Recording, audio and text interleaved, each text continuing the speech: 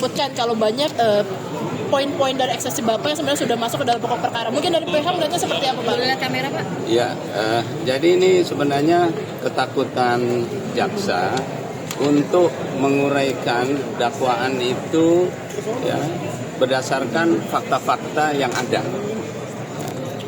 Jadi jaksa tetap bertahan pada dakwaannya yang kabur sehingga nanti akan menyulitkan di dalam pembelaan dan akan sangat sensitif ya untuk dilakukan adanya penyimpangan-penyimpangan di dalam proses pembuktian.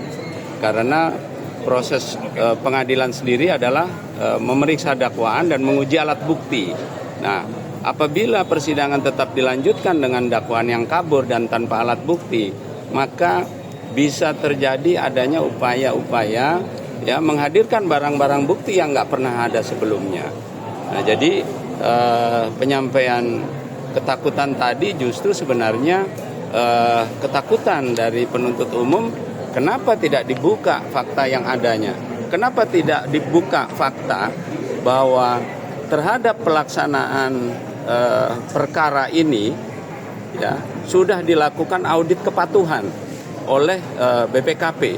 Audit kepatuhan itu adalah mengaudit mengenai pelaksanaan prosedur, mengaudit mengenai pelaksanaan harga, ya, mengaudit mengenai hasil daripada pengadaan apakah bermanfaat atau tidak.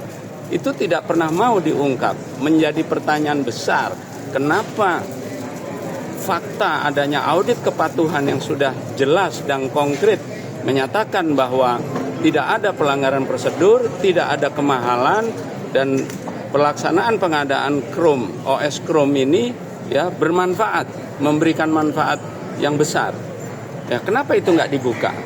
Nah, itu justru menjadi pertanyaan yang tidak bersedia jawab oleh penuntut umum. Yang kedua, penuntut umum tetap tidak bersedia menyampaikan penetapan kerugian. Kenapa? Apakah ada hal-hal yang disembunyikan?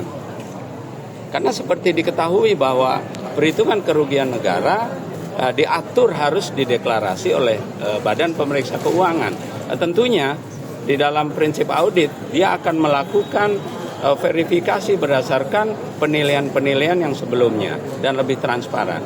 Nah, oleh karena itu kita akan mendengar bagaimana apakah hakim berani menilai berdasarkan fakta-fakta yang ada, ya, karena sudah jelas bahwa uraian dakwaan tidak menjelaskan bagaimana korelasi daripada penerbitan peraturan menteri dengan adanya berkurangnya aset negara, ya, tidak diuraikan apakah CDM yang dipasang itu sudah memberikan manfaat, tidak pernah diuraikan.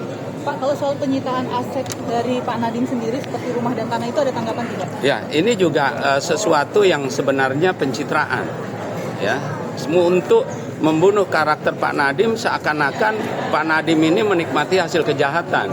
Jelas di dalam pasal 18 yang dapat disita itu adalah barang yang dinikmati dari hasil kejahatan, ya. Di dalam dakwaan tidak pernah diuraikan alat bukti mana ada uang yang masuk ke Pak Nadiem, ya. Tidak pernah ada alat bukti bahwa Pak Nadiem mendapatkan keuntungan yang kemudian dibelanjakan untuk aset tersebut.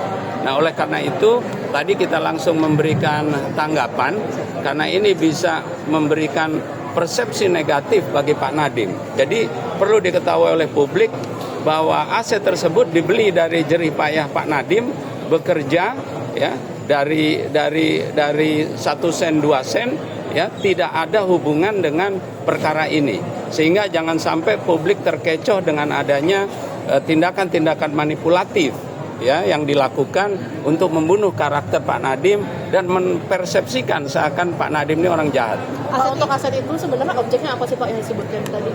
Aset yang di Jalan Darmangsa itu rumah atau apa sih Pak sebenarnya? Apa kantor? Iya, itu rumah tinggal. Itu sudah dimiliki sejak sebelum atau sudah jadi? Sudah sebelumnya jauh sebelumnya. Ya. Penegasan 2 aset, rumah dan tanah di Jalan Dharma Iya, Wangsa. iya, itu tidak ada hubungannya. Korelasi sama investmentnya Google ke anak mereka. Ya, investment Google itu dilakukan ya kepada PT Aplikasi Karya Anak Bangsa dan kemudian